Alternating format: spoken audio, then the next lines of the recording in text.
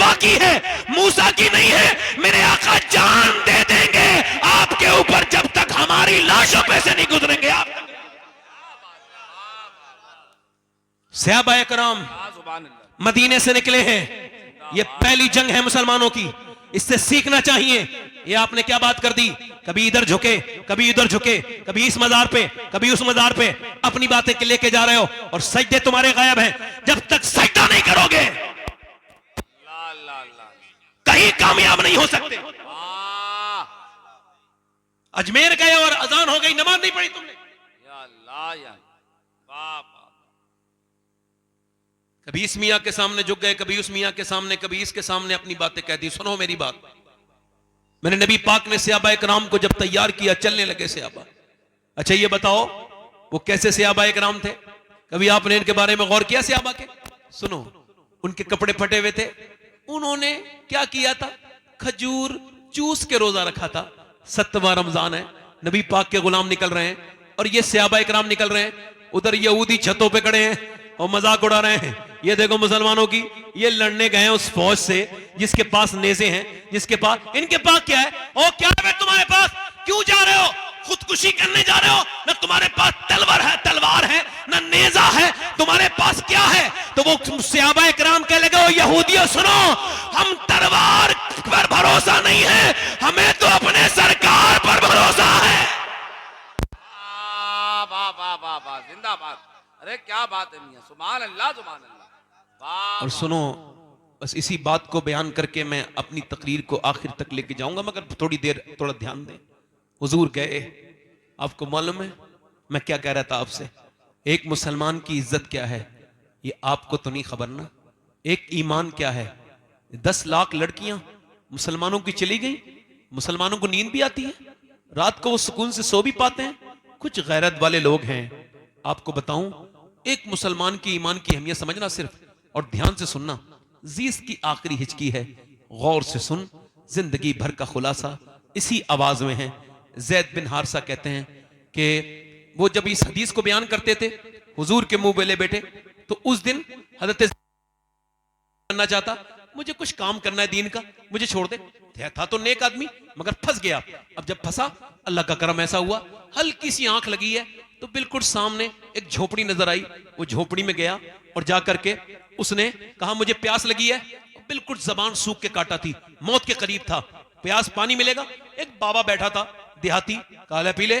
उसने 3 गिलास पानी एक साथ पिया और फिर मुतमईन होकर बोला मैं बादशाह हूं। यानी भूखा था पहले तो ये याद नहीं आया, बादशाह हूं। ठीक है, उसने बड़ी बेतवज्जो से कहा होगा बादशाह, कहा ये मेरी अंगूठी ले ले, कभी तुझे कोई काम आए तो ये अंगूठी लेके आ जाना, तुझे कोई रोकेगा नहीं, बिना रोके तुझे लोग मुझ तक पहुंचा देंगे। कहा ठीक है। अच्छा 2-3 साल के बाद कोई काम आया, उसने कहा अंगूठी बेचूं। सीधा सादी बात पहले सोची कि भाई अंगूठी बेच लूं, फिर क्या पता कितनी महंगी होगी, अंगूठी नहीं बेचता हूं, बल्कि मैं ये करता हूं भाई कि उसके पास चला जाता हूं। बादशाह के महल में पहुंच गया और महल में जाने के बाद बादशाह के उसने जाकर के आवाज दी और उसकी अंगूठी देखी, वीआईपी प्रोटेक्शन मिला। अंदर गया, एकदम बादशाह के मेन गेस्ट बन गया, चीफ गेस्ट बन गया एकदम। किसने उसको रोका? बगैर रोक टोक के अंदर कमरे में जाके देखा बादशाह सजदे में रो रहा है। वापस हो गया, बादशाह ने वादी कौन आया था? उसने सलाम पहनने के बाद कहा फौजी ने कहा एक आदमी आया था, पकड़ के लाओ। कहा क्यों आए थे, कौन हो? कहा हुजूर ये अंगूठी। हाँ पहचान लिया, एक तूने मेरी जान बचाई। बोलो क्या बात है, क्या मसला है तुम्हें? हाँ कोई परेशानी आई थी, सोचा आपको बताऊं। कहा फिर वापस क्यों हो गए? कहा लंबा सफर तय करके आया, मगर जब आपको देखा तो आप भी किसी के सामने रो रहे थे, तो मैंने सोचा उसके सामने क्यों रोऊं जो किसी और के सामने रो रहा है, उसके सामने ना रोऊं जहां बादशाह भी रोते हैं। तकबीर, दारे रिसालत, मसलके आला हजरत हुजूर सैयद शफात मियां साहिब किबला जिंदाबाद।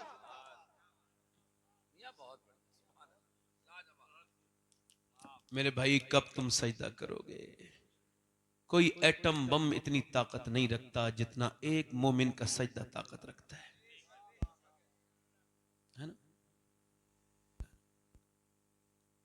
अच्छा मेरी तरफ देखें आप,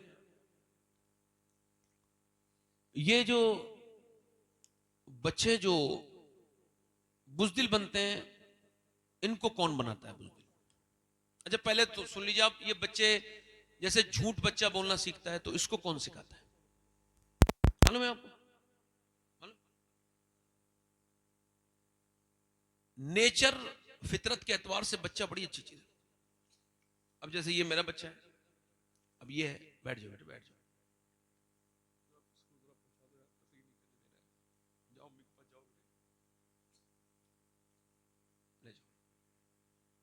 मैं क्या अर्ज कर रहा था आपसे, अब वो बच्चा एक कमरे में अंदर बैठा है, ये साइकोलॉजी समझ लीजिए थोड़ी सी।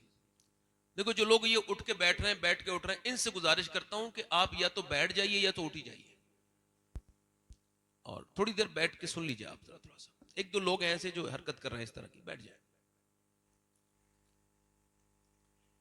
बच्चा कमरे में है, अब वो झूठ बोलना नहीं सीखा है अभी तक, सीखेगा मुस्तकबिल में, चूंकि मां बाप झूठे। अब जब उससे कुछ शीशे का सामान कुछ टूटा है जो बड़ा जरूरी था, तो अम्मा को खबर आई है कोई धमाका हुआ है, अंदर गई है मां, किसने तोड़ा है? अब बच्चा झूठ बोलना कब जानता है? मैंने तोड़ा है। बाप आया, मां ने बाप के सामने एक दिल जोर से थप्पड़ उसके मुंह में मारा। उसको पहले तो यही समझ नहीं आया मारा क्यों है। साइकोलॉजी ये कहती है कि बच्चे को जो कि छोटा होता है 4-5 साल से, इसको जब कोई मारता है तो उसको खबर ही नहीं होती पिट को रहा हूं। खैर ये थोड़ा समझदार समझ आया इसको कि मैं सच बोला तो इसने मुझे मारा। बाप ने भी डांटा, बदतमीज, एकदम नसीहत लग गई। 2-3 साल के बाद फिर बच्चा उसी कमरे में था, वही सामान टूट गया, आवाज हुई धमाका, किसने तोड़ा? मां अंदर गई, किसने तोड़ा? मुझे नहीं पता। कहा तुम्हारे अलावा तो कोई नहीं है? कोई जंगले में से कोई आ गया होगा, कोई परिंदा औरिंदा, मुझे तो नहीं पता, ये विंडो खुली है, मुझे नहीं पता अम्मा।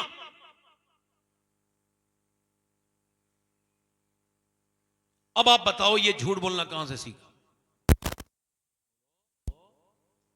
अगर मां ये कह देती बेटे झूठ बोल, तुम सच बोले हो, ये बड़ा मुबारक है, ये टूट गया कोई मसला नहीं है। किसने सिखाया इसको? किसने सिखाया? अगर मां ये कह देती कि बेटे ये तुमको झूठ नहीं बोलना है और ये सच बात तुमने बोली है, इस पे अप्रिशिएट करती हूं, तुम्हें मैं शाबाशी देती हूं, तो बच्चा खुश हो जाता। मगर सुने आप, गौर करें, तवज्जो करें, बच्चा सच्चा बन जाता। एक बच्चे से मां ने कहा मेरे बेटे झूठ नहीं बोलना। वो बच्चा सफर करने जा रहा है, उसे डाकुओं ने पकड़ा है, तेरे पास कुछ है? उसने कहा मेरी सदरी के अंदर 40 अशरफियां रखी हुई हैं। अच्छा, के गए डकैत उसको अपने सरदार के पास, हुजूर ये दावा कर रहा है इसकी सदरी में 40 अशरफियां हैं, वो भी सोने की। चेक करो। चेक करा तो अंदर 40 अशरफियां। उसने कहा, उसने डकैत ने, डाकू के सरदार ने, बेटा तुम सच क्यों बोले? झूठ बोल के बचा सकते थे। कहा मेरे लिए ये सोने की अशरफियां जरूरी नहीं है, अपनी मां का कहना मानना जरूरी है। मेरी मां ने मुझसे कहा था मेरे लाल, चाहे हालात कुछ भी हो तुझे झूठ नहीं बोलना है। तुम्हारा नाम क्या है? कहा मेरा नाम अब्दुल कादिर जीलानी है। आगे बढ़ के बोला, जरा हाथ आगे बढ़ा, मुझे भी जरा तौबा करा दे। अरे जब अब्दुल कादिर की सच्चाई का ये आलम है तो फिर मदीने के मुस्तफा का आलम क्या होगा? वाह, जिंदाबाद जिंदाबाद, सुभान अल्लाह सैयद साहब, जिंदाबाद जिंदाबाद, बहुत अच्छा। अल्लाह के रसूल का घर है, जरा जोर से तो बोलो सुभान अल्लाह। सुभान अल्लाह, सुभान अल्लाह। हुजूर का घर है। हुजूर, मेरे आका करीम की बेटी सैयदा खातून जन्नत के घर हुजूर जा रहे हैं। बेटियों के घर जाया करो, बहनों के घर भी जाया करो। अब तो ये शबे बारात आई थी तो लोगों ने स्टेटस लगाए थे, देखा था आपने? पहले तो लोग माफी मांगते थे, फोन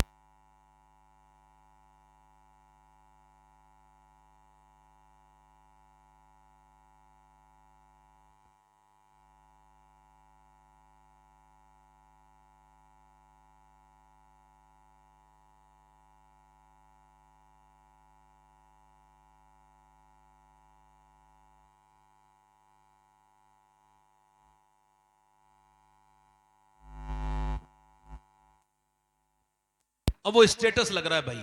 कुछ लोग तो ऐसी इतनी ये समझे बेचैन लोग होते हैं कि ये चेक करते हैं मेरा स्टेटस किस किसने देखा, फलां ने देखा, फलां ने देखा, फलां, यार उसने नहीं देखा। अरे तो उसको डायरेक्ट भेज देना यार फोटो, तुझे दिखाना ही है तो इतना परेशान क्यों है? मगर लोगों की जहनियत कौन बदलेगा? ये स्टेटस देखो। अच्छा पहले के लोग, आपको याद होगा, आप में से शायद किसी को याद हो, पहले खत का रिवाज था, खत लिखे जाते थे। न ये मोबाइल था, न टेलीफोन था। अब एक खत आया है और वो खत पढ़ा जा रहा है मोहल्ले में बैठ के। देखो कहां से कहां दुनिया आगे नहीं बढ़ी, पीछे चली गई दुनिया। इस देखो खत पढ़ा जा रहा है, मामू ने खत लिखा है शहर से, सब कह रहे हैं अब खत सुने, आप कैसे हैं, आप कैसे हैं, आप कैसे हैं, आप फला फला बच्चा कैसा है। पड़ोसन एक बूढ़ी औरत भी है, वो भी आके बैठ गई है। इसका भाई क्या पता मेरे बारे में कुछ लिखे। पड़ोस वाली बूढ़ी अम्मा कैसी हैं, बूढ़ी अम्मा रोने लगी कि मेरा नाम भी इसके भाई ने ले दिया। क्या मोहब्बतें थी, क्या वो अब तो माँ बहनों के घर जाया करो, भाइयों के अपनी बेटियों के घर जाया करो। अल्लाह के रसूल अपनी बेटी के घर गए। आखिरी बात सुना रहा हूं, ध्यान से सुनना। हुजूर अपनी बेटी के घर आवाज दी, फातिमा के अंदर आ सकता हूं? आवाज आई, अब्बा अकेले हैं तो आ जाए। तो हुजूर ने फरमाया मेरे साथ इमरान आए, उन्हें न लाए। फातिमा उन्हें क्यों न लाऊं? अब्बा उन्हें न लाए। फातिमा उन्हें क्यों न लाऊं? अब्बा उन्हें न लाए। जब हुजूर ने कई बार पूछा तो अंदर से आवाज आई, अब्बा आपकी बेटी के पास उतने कपड़े नहीं है कि वो किसी दूसरे मर्द से पर्दा कर सके।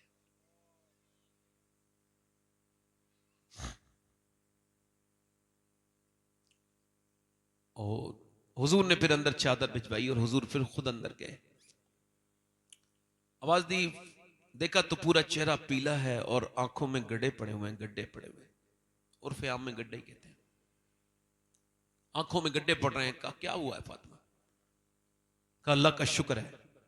मेरी बेटी बताना, आज तो बेटी आके पहले फोन पे बता देती है, अगर उसकी मर्जी का सूट ना मिले ना तो उसी पे झगड़ा हो जाता है। अच्छा, औरतें चाहती हैं कि उनके मर्द उनकी बात माने, क्या ख्याल है?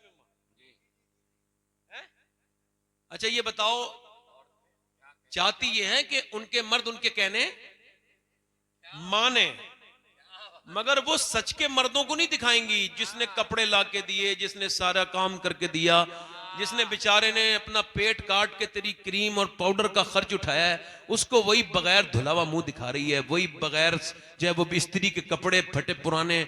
अब जब तू जिसको दिखाएगी वही तो तेरे दिलचस्प है। अब वो जा रही है तो शादी में कपड़े अच्छे पहन के।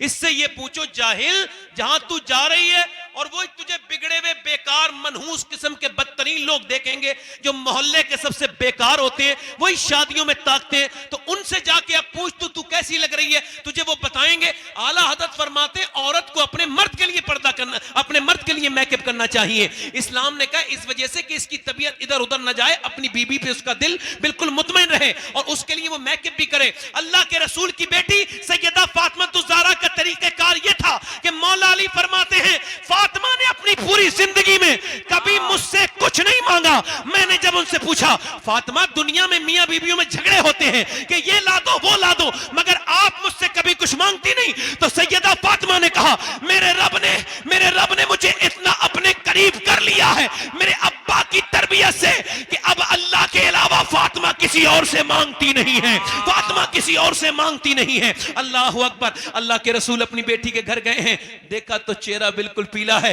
ये कौन है? ये शहजादी रसूल है। कोई शहजादी इनके बराबर हो सकती है? अरे कैसे हो सकती है? अम्मी आयशा फरमाती है फातिमा ज़हरा वो हैं जिनका चेहरा हुजूर की तरह, जिनके होंठ हुजूर की तरह, वो चले तो हुजूर की तरह लगे, वो बोले तो हुजूर की तरह। हुजूर ने फरमाया फातिमा कुछ चेहरा कमजोर है, क्या हुआ है? अच्छा सुने, कुछ बातें सुन ले। हुजूर एक और दिन हुजूर अपनी बेटी को बुलाने के लिए गए। कहां गए बोलो? अच्छा, तो हुजूर अंदर गए तो सैयदा ने कहा जी अब्बा तशरीफ लाएं। तो कहा फातिमा मैं बुलाने आया हूं आपको, चलें? कहने लगे नहीं जाऊंगी। अब्बा मैं? फातिमा क्यों? कहा मेरे सरताज अली जो घर पे नहीं है, पहले उनकी इजाजत लूंगी। क्या बात है, क्या बात है, पहले उनकी इजाजत, पहले उनकी इजाजत उसके बाद अल्लाह हुआ। अच्छा हुजूर को नाराज होना चाहिए था यार, अली की क्या मेरे सामने, क्या अली भाई, वैसे भी हुजूर के सामने अली क्या है? कोई कुछ नहीं, वो जो ना थे तो कुछ ना था और वो जो ना हो तो कुछ ना हो। क्या बात। हुजूर नाराज नहीं हुए, बेटे की पेशानी को चूमा और फरमाया फातिमा तुझे अभी तक मेरी बातें याद है? सुभान अल्लाह। कुछ गैप गुजरा ना, कुछ गैप, तो हजरत अली भी आ गए। हुजूर ने फरमाया यार अली तुम आ गए, मैं आपका इंतजार कर रहा था। जी हुजूर क्या हुक्म है? फरमाया वो फातिमा को बुलाने आया था, तो ये कहती हैं कि जब तक आप इजाजत नहीं देंगे तो हजरत अली ना आगे अंदर गए और हाथ पकड़ के बोले ये आपने क्या किया, मैं गुलाम हूं हुजूर का, चला जाना चाहिए था। और रोने लगे हजरत अली। सैयदा ने हाथ पकड़ के कहा मेरे सरताज आप बिल्कुल भी दिल थोड़ा ना करें, ये आपकी मर्जी से जाना, ये मेरे अब्बा की मर्जी है। क्या बात है, वाह वाह वाह वाह मियां वाह वाह वाह वाह, आपकी मर्जी से जाना। जिंदाबाद। आज बेटियां जरा सी प्रॉब्लम में है थोड़ी सी, तो आप और चढ़ा देते हो उनको, घर बिगड़वा लेते हो, थाने कचहरी करते हो। हुजूर ने आवाज दी मेरी बेटी को क्या हुआ है? सब बेटी वाले बैठे हैं यहां पे, किसी की नहीं है तो बहनें होंगी। फातिमा को क्या हुआ है? अल्लाह का शुक्र है अब्बा, बताना मेरी बेटी क्या हुआ है? अल्लाह का शुक्र है मेरे अब्बा। और मेरी बेटी फातिमा बताना क्या हुआ है? अल्लाह का शुक्र है अब्बा। फिर हुजूर ने कई बार पूछा, तो फिर बेटी है ना, तो फिर बोली अब्बा और कोई बात नहीं है, बस 5 दिन से मैंने कुछ खाया नहीं, तो पेट से मेरे पत्थर बंधा हुआ है। तो हुजूर ने फिर सर पे हाथ रख के कहा मेरी बेटी अगर 5 दिन से तुमने कुछ नहीं खाया तो तुम्हारे बाप को आज 9 दिन हो गए। एक बार ट्रेन में मैं बड़ा लंबा चल गया तो मुझे वक्त नहीं मिला कि मैं खाना खाता, और वो वक्त तकरीबन 27 घंटे का गुजरा कि मैंने एक बार खाना नहीं खाया। उसके बाद जब मैं स्टेज से पहुंचा तो एकदम स्टेज पे जाना पड़ा मुझे पानी और एक कप चाय पीने के बाद। उसके बाद फिर मैंने जब ये हदीस बयान की थी तब मुझे पता चला कि ये भूख क्या चीज होती है। पेट में हुजूर के 2 पत्थर बंधे हैं और अम्मा आयशा कहती हैं हुजूर कुछ दुआ कर रहे हैं ऐसे करके, दोनों हाथ उठा के। कभी मैं किसी रक्षे वाले मुसलमान को देखता हूं तो दिल करता है इसका हाथ चूम लूं। क्यों? ये तो एक अल्लाह का दोस्त है कि ये रिज़्क अपने बच्चों को खिला रहा है। और दूसरा कहता हूं ये वही आदमी है जिसके लिए हुजूर ने दुआएं की हैं। तो हुजूर के पेट पे पत्थर बंधा है और दुआ कर रहे हैं अल्लाह मेरी उम्मत कभी भूखी ना मरे, मेरी उम्मत कभी भूखी ना मरे, मेरी उम्मत कभी भूखी ना मरे। अल्लाह अकबर। इस पैगंबर से हमें मोहब्बत करनी थी, हमने उससे वैसी मोहब्बत नहीं की। कभी भूलें हुजूर आपको? बताओ मेराज की रात हुजूर जब रब के करीब गए, लोग कहते हैं हुजूर को माज़अल्लाह गैब नहीं, अल्लाह सबसे बड़ा गैब है, और कोई गैब क्या तुमसे नेहा हो भला, जब ना खुदा ही छुपा तुम पे करोड़ों दरूद, सुम्मा दना फतदल्ला फकाना काबा कौसैनी औ अदना। अल्लाह की मा ज़ाग़ल बसर व मा तग़ा। अल्लाह फरमाता है मेरा महबूब इतना करीब आया कि जितना तीर कमान के करीब होता है। जरा जोर से तो बोलो इतना करीब से, और मुझे देख रहा है। पूरी कायनात में एक ही तो विक्टिम है, एक ही तो हुजूर, एक ही तो, अब बताओ एक ही तो है गवाह जिसने रब को देखा है, हुजूर हैं। और फिर अल्लाह फरमाता है कि वो मूसा थे जो बेहोश हो गए थे, ये मेरा महबूब है, इसकी आंख न थोड़ी बड़ी हुई न थोड़ी छोटी हुई, बल्कि ऐसे ही मुझे देखता रहा मेरा महबूब। अब उसमें मांग क्या रहे हैं? उसमें क्या मांग रहे हैं? उसमें अपने उम्मती के बारे में बात कर रहे हैं, मेरे रब मेरे उम्मत का सवाल। अब जब कब्र में रख दिया गया हुजूर को, तुरबत अथर में, हुजूर की कब्र शरीफ जहां है वो अर्श से अफजल जगह है, हुजूर को जब कब्र में रख दिया गया, आखिरी बात कर रहा हूं मेरे भाइयों, हजरत अब्दुल्ला इब्ने अब्बास कहते हैं मैंने हुजूर को आखिरी बार देखना चाहा तो फिर मैंने कफन हटाया हुजूर का मुबारक, तो कहते हैं हुजूर के लब हिल रहे थे, मैंने कान रखा तो कहा, किसी ने पूछा किसको याद कर रहे थे? बोलो बोलो, अबू बकर को, अपने सिद्दीक को? नहीं नहीं। अपने उमर को? नहीं नहीं। अपने अली को? नहीं नहीं नहीं। अपनी फातिमा को बेटी को? नहीं नहीं। हसन हुसैन को? कहा नहीं नहीं। हुजूर के लब हिलते थे और हुजूर कहते थे उम्मती उम्मती उम्मती उम्मती सुभान उम्मती। अल्लाह। बस ये आखिरी तकरीर से यही एक गुजारिश है, कम से कम 10 मिनट हुजूर के लिए निकालो और एक 10 मिनट दुरूद शरीफ पढ़ा करो कम से कम। अपनी बातें सबसे शेयर ना करो, रब से शेयर करो, और जो मिल गया उस पर शुक्र अदा करो। वालिदैन अगर हैं, ये अजमत वालिदैन प्रोग्राम है, चूंकि हर साल होता है तो मैंने उस टॉपिक पे कई बार गुफ्तगू की है, उस पर गुफ्तगू नहीं कर रहा हूं। बस इतना कह रहा हूं माँ बाप बगैर मरे समझ में नहीं आ सकते। मैं क्या कह रहा हूं बोलो? अभी नूर भाई पढ़ेंगे, आप सब सुनेंगे इंशाल्लाह। बगैर मरे माँ बाप और फिर बाद में समझ में आए भी तो। ये फैशन है हिंदुस्तान का कि पहले बाप को रुलाएंगे फिर उसकी मैयत पे रोएंगे बाद में, दिखावे के लिए। जीते जी उसके हाथ चूमो।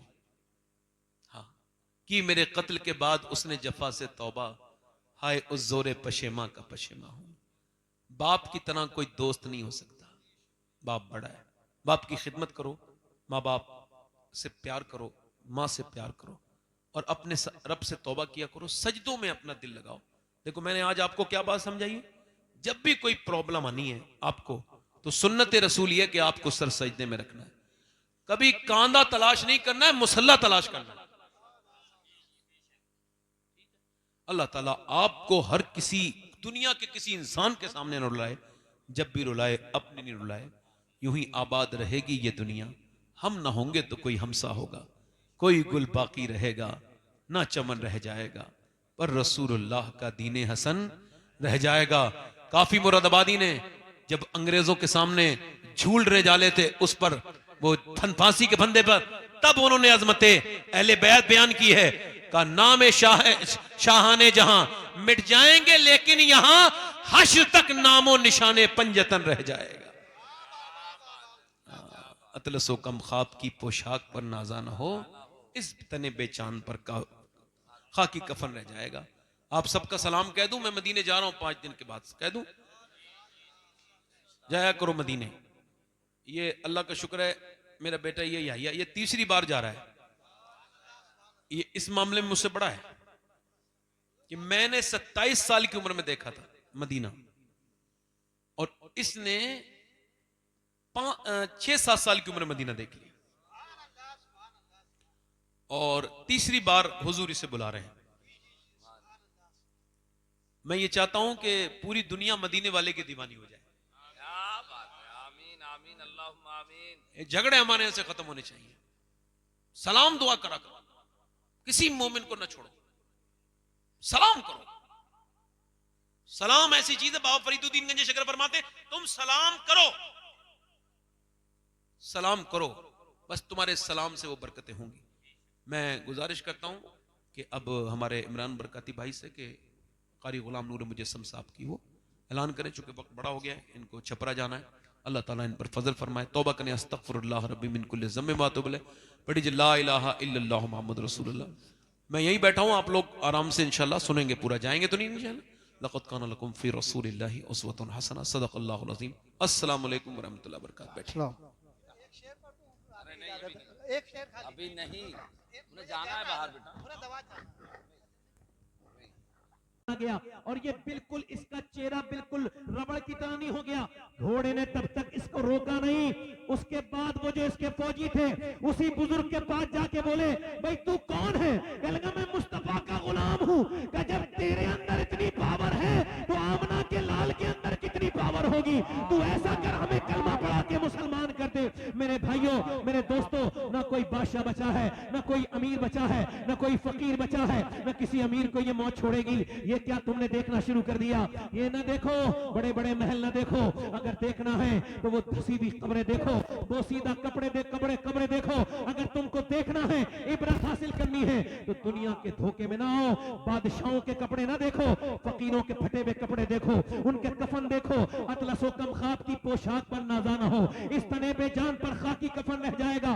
दुनिया जब ये देखने चाहती है कि अमीरों की लाशें कहां हैं, तो अमीरों के तुमको मस्कन नहीं मिलेंगे, न तुमको सिकंदर की खबर ढूंढने पर मिलेगी, न चंगेज खान तुमको मिलेगा, न आपको कोई बड़ा अकबर और बाबर की खबरें तुमको मिल सकती है। वो दुनियादार जो थे वो मिट गए और उन्हें जमाने ने मिटा दिया। बल्कि मिटाया नहीं, बल्कि उनकी खोपड़ियां ऐसी भयानक बन गई और उनकी खोपड़ियों से सारी खालें खींच दी गई। वक्त ने उनको नंगा कर दिया, उनको जलील कर दिया। बादशाहों की जिल्लत दुनिया ने देखी, अमीरों की जिल्लतें दुनिया ने देखी। कहां गया वो फिरौन जो कहता था मैं रब हूं? आज वो जलील होकर खत्म हो गया। दुनिया का न कोई फिरौन बचा है, न कोई बचेगा। बचेगा कौन? बचेगा वो जो आमना के लाल से वफादारी करेगा, बचेगा वो जो रसूल जी वकार से वफादारी करेगा। और वो बचा ऐसा है कि कोई कलिया शरीफ में चमक रहा है, दुनिया जाकर के देखे कि बादशाहों की खबरें नहीं मिलेगी, मगर आज भी मेरे साबिर अलाउद्दीन का आस्ताना चमक रहा है। जाकर के देखो, दिल्ली में निजामुद्दीन चमक रहे हैं, तो फिर करियर में साबिर अलाउद्दीन चमक रहे हैं कि हैं, जाकर के देखो। तो फिर अजमेर में मेरा मोइनुद्दीन चिश्ती चमक रहा है, बगदाद में गौसे आजम चमक रहे हैं। आवाज आ रही है, कोई गुल बाकी रहेगा ना चमन रह जाएगा, पर रसूलुल्लाह का दीन हसन है। नारे तकबीर, वाह वाह वाह वाह, मियां जिंदाबाद जिंदाबाद जिंदाबाद, मियां जिंदाबाद। तुमको जरा सी को कम करे, थोड़ा जरा सी तुमको तकलीफ हुई है, तुमने इसके सामने रोना शुरू किया, तुमने इसके सामने, तुमने अपनी इज्जत खत्म करवा ली, इसके सामने रोए हो। हाँ सुनो मेरे दोस्तों, मेरे भाइयों, पूरी कायनात में इधर देखो, जितने गम मेरे नबी ने सहे, अब हमें क्या फर्क पड़ता है भाई, हमारे घर से तो कुछ नहीं हुआ है अभी। हाँ जब हो जाएगा तो फर्क।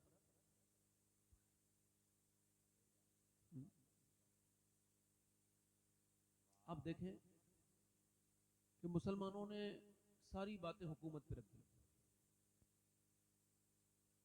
अभी कोई पाबंदी लगी है मस्जिद में नमाज पढ़ने में?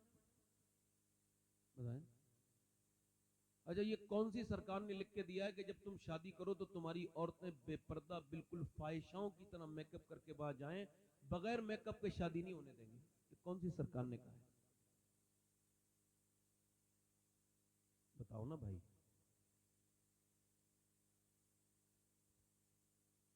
ये कौन सी हुकूमत ने ये पाबंदी लगाई है कि तुम्हारे घर में अब मुसल्ले नहीं बिछ